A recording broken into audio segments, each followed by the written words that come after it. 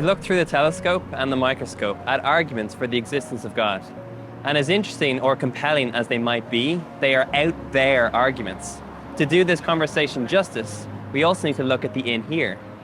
Like, we all have this shared sense that this life matters. We'll say something like, don't waste your life. But the only thing that can be wasted is something precious or something valuable.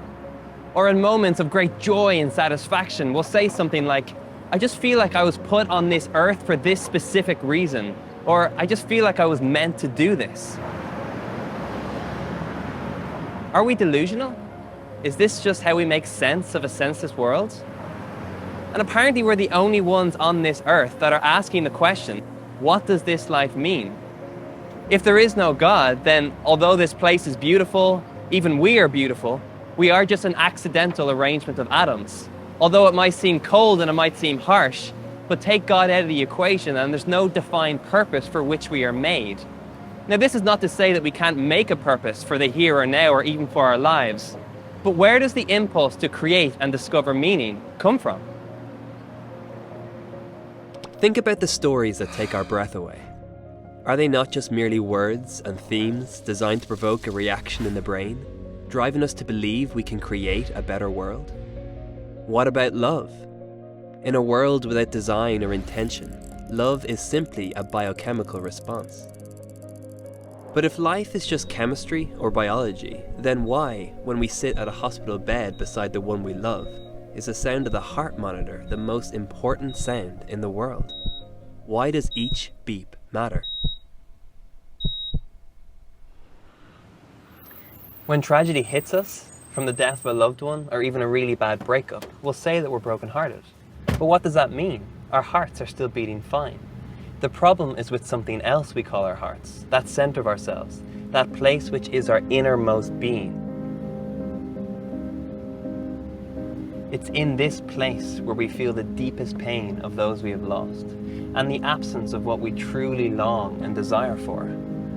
But why do we have these longings and desires? How would we explain them? On the one hand, we have physical longings, like hunger. Like right now, I long for a chocolate cone with vanilla ice cream.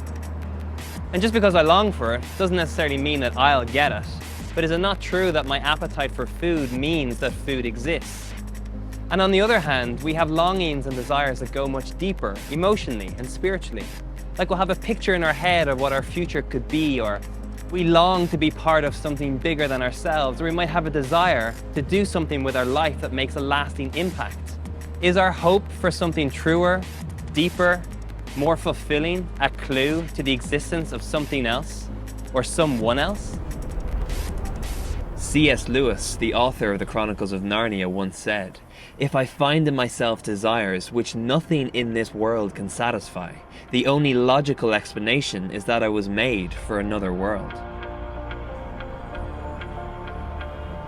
The writings in the Bible explain that this other world is heaven, and that this someone else is God, and that we're made in God's image.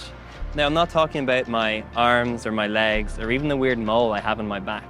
No, I'm talking about my consciousness, my nature, my capacity not just to survive, but to create, to love, to imagine, that all these things reflect the God who created me. And maybe you could argue that everything that defines us, like love, joy, romance, imagination, creativity, that all these things are just a chemical reaction. But how extraordinary is it that a universe would come from nothing and produce the impossible yet ideal conditions for life to exist, that humans would form as a result, and look at themselves and others and say that this improbability means nothing, because we live like it means everything.